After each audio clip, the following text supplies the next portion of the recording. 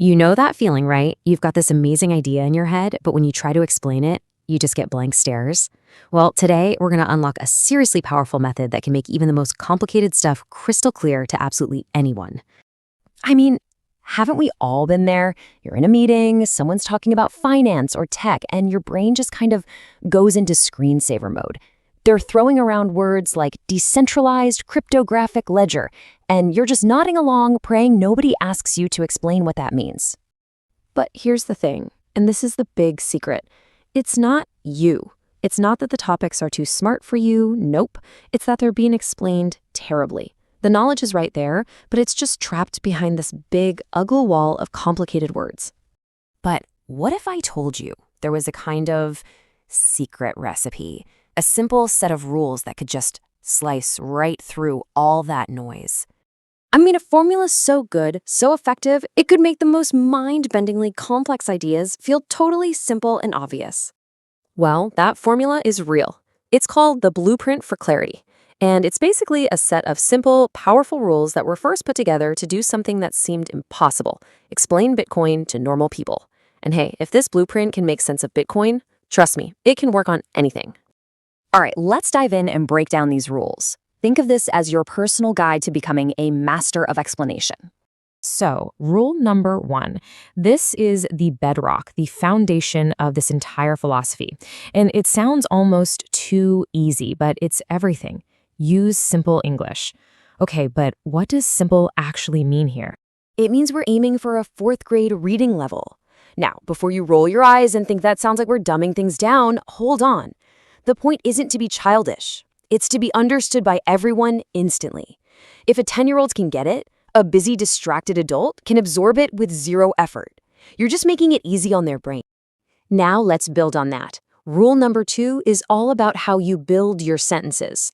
And the rule is, keep them short and direct. You know those long, winding sentences that have like 3 different ideas in them? They're like little mental speed bumps for your reader.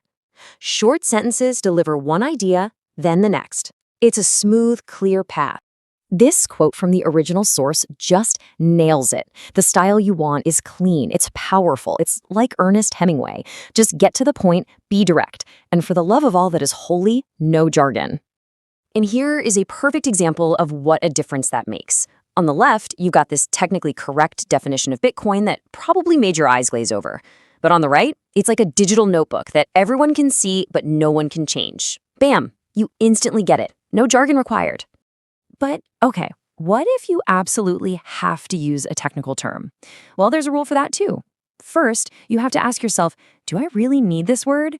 And if the answer is yes, then you have to immediately explain it in one simple sentence. Don't just drop it in there and walk away. Define it so you don't leave your audience behind. And you know, it's not just the words you pick, it's how they look on the page. Nobody wants to face a giant wall of text. It's just intimidating. So break it up. Use short paragraphs and use bullet points, just like these. They give the information room to breathe and make it so much easier to scan and digest. So we've talked about the how, but the why behind all this is just as important. Why is this so effective? Well, because it's about respect, not about making things smaller or less intelligent. Yeah, this is a big one. Using simple language is not dumbing down your idea. It's actually a huge sign of respect for the other person's time and attention. You're doing the hard work of making things clear so they don't have to. You're literally opening the door so more people can come in and understand what you're trying to say. And if you need a visual, here it is. When you're stuck using that complex, jargony language, you're really only talking to a tiny group of people.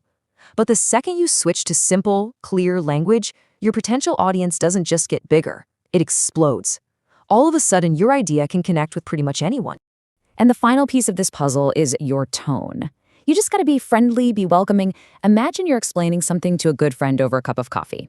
That approachable tone, it builds trust, and it makes the whole experience feel less like a boring lecture and more like a great conversation. Okay, we've gone through a lot here, so let's wrap it all up into a nice, simple toolkit that you can start using, like, right now. Here it is, your cheat sheet to clarity. Aim for that simple 4th grade English. Write those short, punchy Hemingway-style sentences. Kill the jargon, or if you must use it, explain it in one line. Keep your paragraphs short. Use bullet points. And always, always be friendly and clear. That's it. That's the secret sauce. With these tools, you really do have the power to make any idea understandable. So I'll just leave you with this one question. Think about that one complicated thing in your work, in your hobby, that you've always had trouble explaining. Now you have the recipe. What complex idea will you simplify next?